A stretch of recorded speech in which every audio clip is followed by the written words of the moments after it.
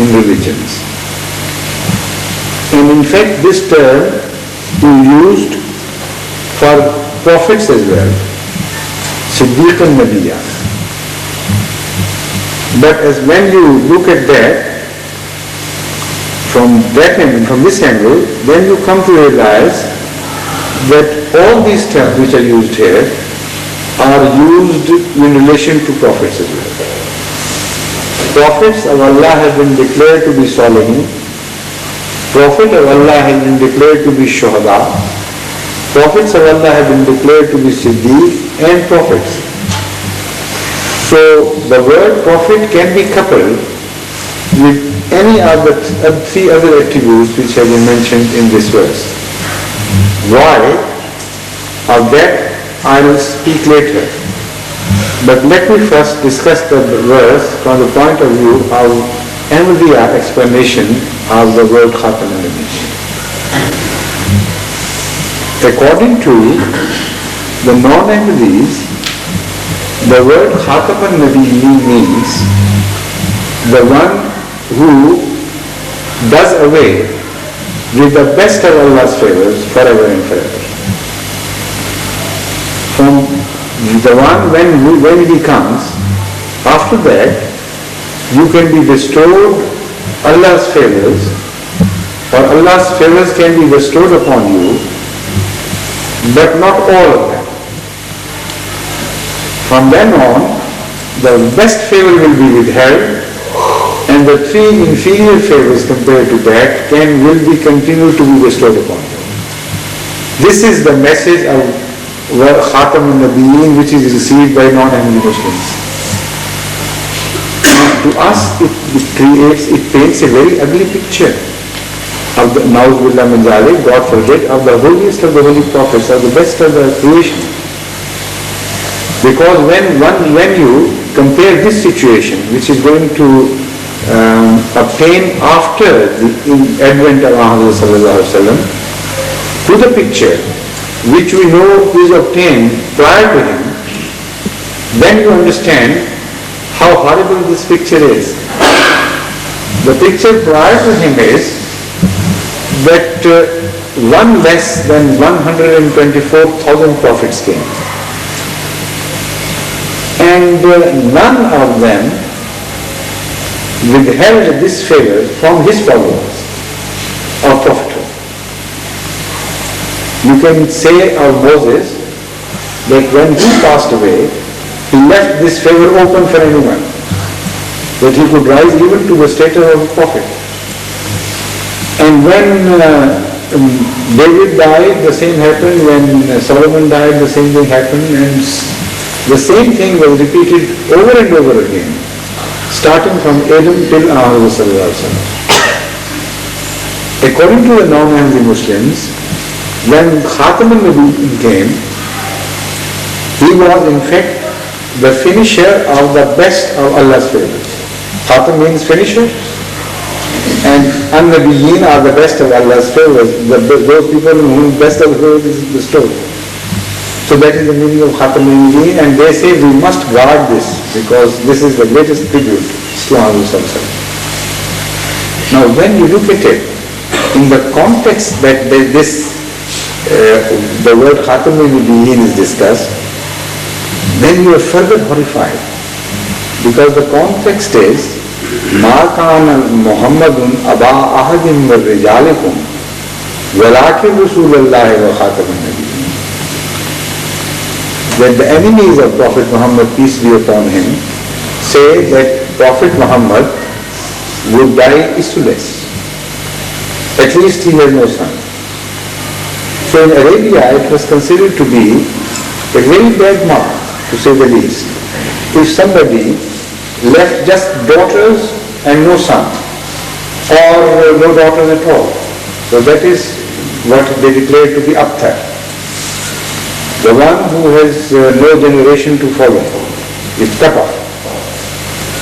So that was the allegation against Ahmad sallallahu alaihi wasallam, and this is being refuted. And refuted in the manner as non-Ahmadis understand the picture will be that yes, Allah is telling him. Yes, we understand. that he is not the father of any son from among you. But you don't know all. Not only this, he is not the father of any prophet either. Of his spiritual progeny, even a prophet will not be born. So you know half the defect and we are telling you the rest. What a shocking translation this would be. It can only be translated as although he is not a father of people like you. And it's no credit for anyone to be a father of people like you. Ma kana Muhammadun aba ahadin min rijalikum. This is the beauty of the Holy Quran. It doesn't say that he is not a father of a son. He says, yes, he is not a father of people like you. Look at your faces, look at your conduct, look at your statures. It will be a discredit to a noble man to boast of being a father to you. So not the Holy Prophet of Islam. But he is the father of the prophets. He can give birth to the prophets. And also he is spiritually the father of all the prophets. Even those who preceded him. Because this discussion would take a longer time. What is a son to a father? A son to a father is inasmuch as he bears his characters. And if he does not bear his characters, but bears somebody else's character, then he becomes his son. This is how he is determined to be a son of a father. So this son-father relationship in the spiritual world is timeless. Sons can be born prior to the father in this regard if they bear the characters of the father. So the word Khatam al-Nabiyyin means that by him will be judged the truth of other prophets. As far as Allah goes, they have to be his spiritual sons. So if they show characters or characteristics of Hadhrat Muhammad Mustafa sallallahu alaihi wasallam, then they will be declared to be true prophets, because then they would have a right to be called his spiritual son. If they have characters which are contrary to Ahmad's character, then such prophets will be declared to be positively false prophets, not the genuine legitimate sons, spiritual son of Ahmad. So in the context of the subject discussed, this is the meaning. Obedience to the Prophet and following him is the message given in the verse Khatam al-Nabiyyin. Those who follow him, who are completely obedient to him, have acquired his characteristics. They are the only people who will be counted among the favored ones, and the best among them are the prophets. So this Ahmadiyya version is fully supported by this verse which I just quoted from Surah Nisa. مَنْ يُطِعِ اللَّهَ وَالرَّسُولَ وَأُولَٰئِكَ مَعَ الَّذِينَ أَنْعَمَ اللَّهُ عَلَيْهِمْ. Now, as far as the previous prophets are concerned, the verse Khatam al-Nabiyyin has dealt with that subject and given them sanctity. What would happen from then on? This verse takes over the subject from there. It says that previous prophets, by implication, it says that previous prophets were prophets because they had a relationship to Ahmad of being spiritual sons to him. As far as the future is concerned, the doors are open to you with certain conditions. مَنْ يُطِعِ اللَّهَ وَالرَّسُولَ.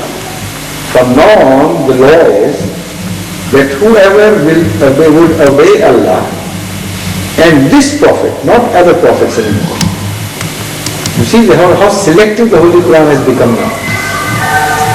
It doesn't say that faith on other prophet will suffice in this regard, because it's a question of obedience. So it's very restrictive in this field. It says whoever from now on obeys Allah And this Prophet of Allah, that is Muhammad, peace be upon him, فَأُولَٰئِكَ مَعَ الَّذِينَ أَنْعَمَ اللَّهُ عَلَيْهِمْ. From now on, only these will be the people who will be counted amongst the